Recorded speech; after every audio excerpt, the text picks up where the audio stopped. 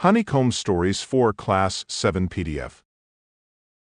Adapted and modified by Kulwant Singh Sandhu. 1. Quality by John Galsworthy. I knew him from the days of my extreme youth because he made my father's boots.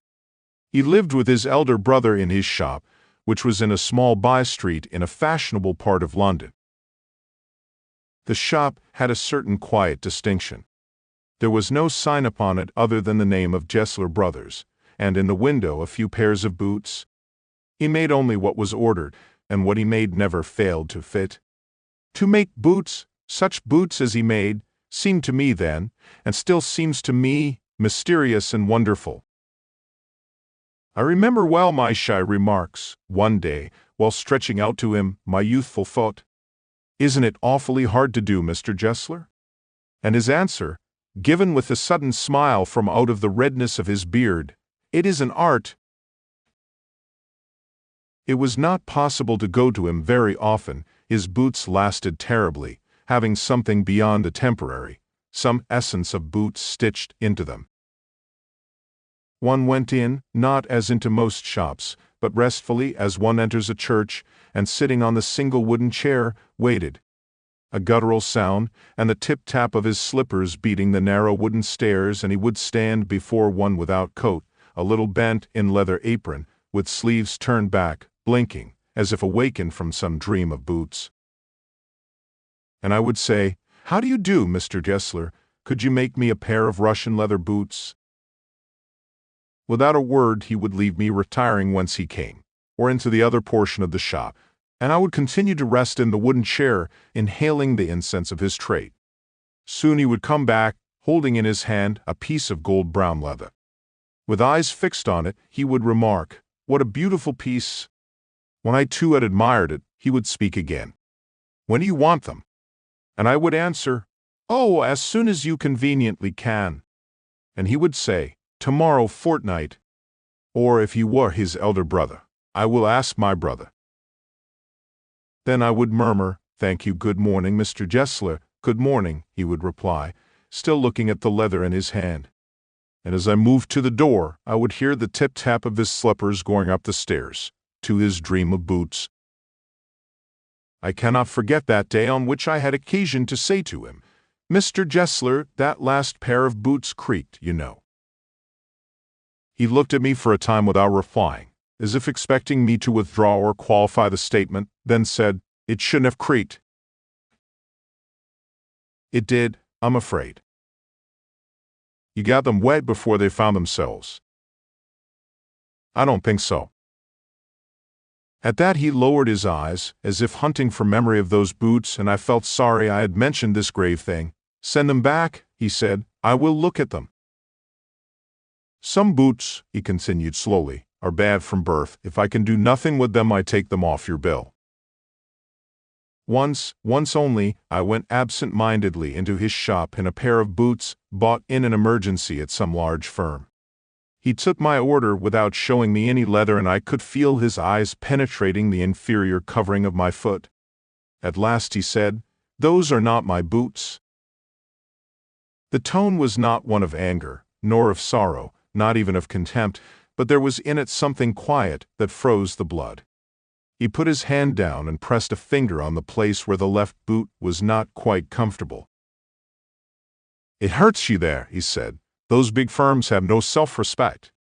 And then, as if something had given way within him, he spoke long and bitterly. It was the only time I ever heard him discuss the conditions and hardships of his trade. "They get it all," he said. "They get it by advertisement, not by work. They take it away from us, who love our boots. It comes to this. Presently I have no work. Every year it gets less, you will see." And looking at his lined face, I saw things I had never noticed before. Bitter things and bitter struggle, and what a lot of gray hairs there seemed suddenly in his red beard. As best I could, I explained the circumstances of those ill-omened boots. But his face and voice made so deep an impression that during the next few minutes I ordered many pairs. They lasted longer than ever, and I was not able to go to him for nearly 2 years. It was many months before my next visit to his shop. This time it appeared to be his elder brother, handling a piece of leather. "Well, Mr. Gessler," I said, "how are you?" He came close and peered at me. "I'm pretty well," he said slowly, "but my elder brother is dead." And I saw that it was indeed himself, but how aged and wan. And never before had I heard him mention his brother. Much shocked, I murmured, "Oh, I am sorry."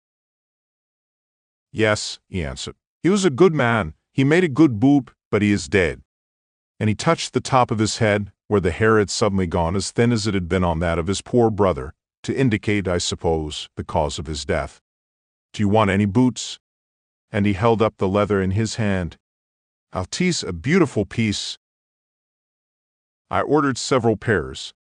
It was very long before they came, but they were better than ever. One simply could not wear them out. And soon after that I went abroad. It was over a year before I was again in London, and the first shop I went to was my old friend's. I had left a man of 60. I came back to one of 75, pinched and worn, who genuinely, this time, did not at first know me. "Do you want any boots?" he said. "I can make them quickly. It is a slack time." I answered, "Please, please, I want boots all around, every kind." I had given those boots up when one evening they came. One by one I tried them on. In shape and fit, in finish and quality of leather, they were the best he had ever made. I flew downstairs, wrote a check, and posted it at once with my own hand. A week later, passing the little street, I thought I would go in and tell him how splendidly the new boots fitted. But when I came to where his shop had been, his name was gone. I went in very much disturbed. In the shop, there was a young man with an English face. "Mr. Gessler in?" I said. "No, sir," he said. "No, but we can attend to anything with pleasure. We've taken the shop over." "Yes, yes," I said, "but Mr. Gessler?" "Oh," he answered, "dead." "Dead, but I only received these boots from him last Wednesday week." "Ah," he said, "poor old man starved himself, slow starvation, the doctor called it. You see, he went to work in such a way, would keep the shop on, wouldn't have a soul touch his boots except himself. When he got an order, it took him such a time. People won't wait, he lost everybody. And there he'd sit going on and on. I will say that for him not a man in London made a better boot, but look at the competition. He never advertised, would have the best leather too, and do it all himself. Well, there it is, what could you expect with his ideas? But starvation. That may be a bit flowery as the saying is, but I know myself he was sitting over his boots day and night, to the very last you see. I used to watch him, never gave himself time to eat, never had a penny in the house, all went in rent and leather. How he lived so long I don't know. He regularly let his fire go out. He was a character, but he made good boots." "Yes," I said, "he made good boots." 2 trees. Trees are for birds. Trees are for children. Trees are to make tree houses in. Trees are to swing swings on. Trees are for the wind to blow through. Trees are to hide behind and hide and seek. Trees are to have tea parties under. Trees are for kites to get caught in.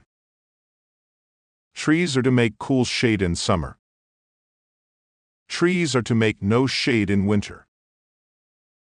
Trees are for apples to grow on, and pears. Trees are to chop down and call, timber RR. Trees make mothers say, "What a lovely picture to paint." Trees make fathers say, "What a lot of leaves to rake this fall." 3. My Uncle Jala. Last month, my aunt received a letter from her parents. She opened the letter and read it. Her mother was ill, so she decided to visit her straightway. As she left the house in a hurry, there was no food for my uncle. My uncle can cook, but he is quite absent-minded. He washed the carrots and sliced them into pieces. Then he fried spices and put the carrot pieces into the pan. Then he went to the shed to clean his bicycle. He cleaned the bicycle with a machine oil. Uncle was happy. The bike looked really shiny. The neighbors smelled something burning and told my uncle so. My uncle rushed to the kitchen. He turned off the stove and put the pan in the sink. By doing all this, he put the oil marks everywhere in the kitchen. With an empty stomach, he cleaned the kitchen, but instead of a kitchen cloth, he used one of the aunt's shawls. My aunt came back in the evening. She was happy because her mom was okay. But when she saw her shawl, she was